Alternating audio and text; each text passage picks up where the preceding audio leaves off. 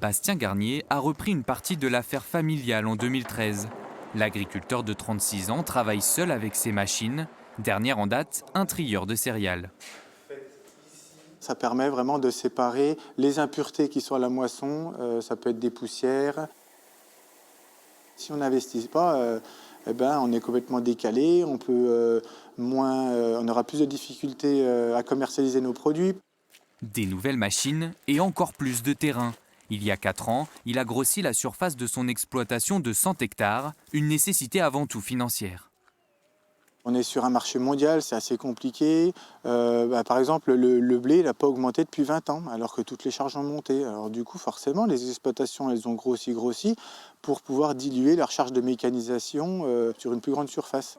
Des exploitations plus grandes et des agriculteurs de moins en moins nombreux, bien moins qu'au milieu du siècle dernier. Alors ça, c'est une photo qui a 70-80 ans. Il y avait environ une douzaine de personnes qui s'occupaient de battre les gerbes de blé.